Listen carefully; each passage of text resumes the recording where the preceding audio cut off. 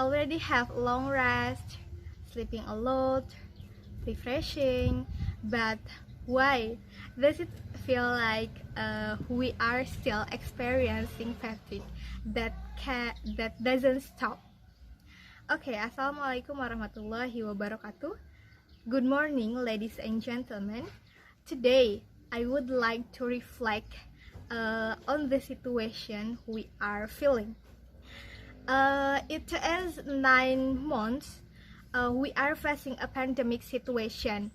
Maybe everyone is wondering, for example, when will the situation return to normal as before, or when can I go to campus, study in class, meet with my friends, or when can I freely hang out with my family or my friends again? But the most concern is that actually before the pandemic, we often complained, such as, I'm so tired, looks like I'm burnout, I'm burnout. When we burn out and feel when staying at home, but now when it is come true, we feel burnout keeps on feeling more and more. With a different situation today, it is not naturally for human to experience emotionally burnout. Ladies and gentlemen, before we go into any further, let's begin by understanding the emotional burnout. Okay, according to Tawale et al. 2012, burnout is a term invented by American psychologist Mr. Herbert Freudenberger, which means emotional burnout is fatigue that occurs all the time, which is a very negative psychological condition but manifests in the form of physical, cognitive, social symptom, and emotional. Then, what is the difference between emotional burnout and tiredness or fatigue that is not natural emotional?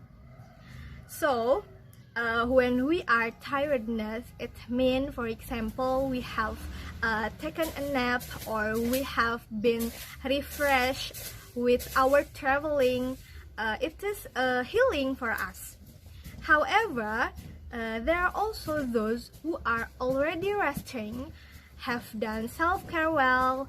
Why do you still feel tired? Well, let's examine the 5 signs of emotional burnout. Okay, the first sign is chronically fatigued. Chronically fatigued occurs when a person becomes completely exhausted at all the time of their lives. Then, what is the difference with tiredness? When we have rest, have done some self-care, it is usually still tired and accompanied by the desire want to sleep and want to eat enough. She had started to careless about herself, and this was a real danger. The second is usually in his job, he or she also seems unproductive.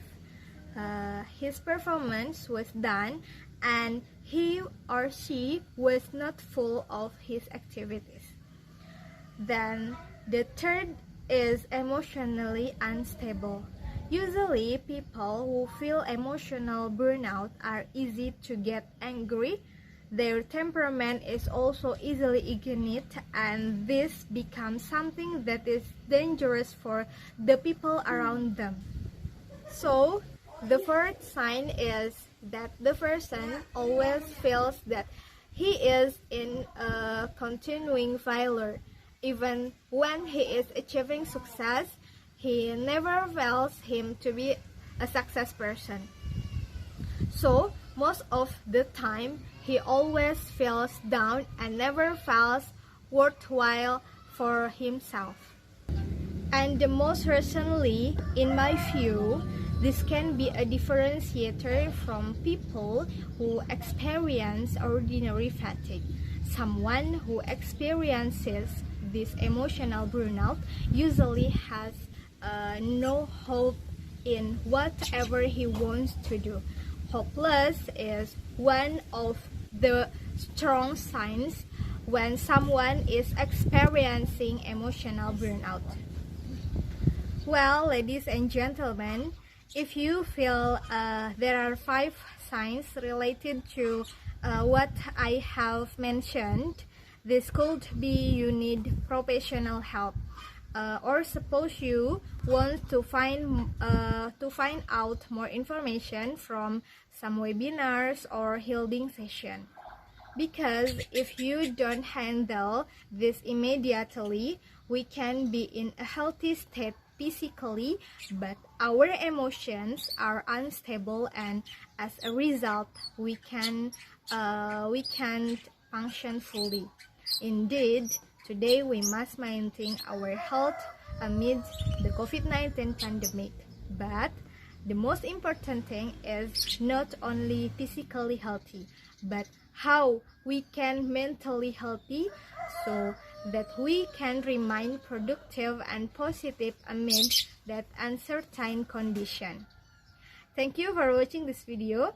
Hopefully we can avoid emotional burnout by seeing the sign.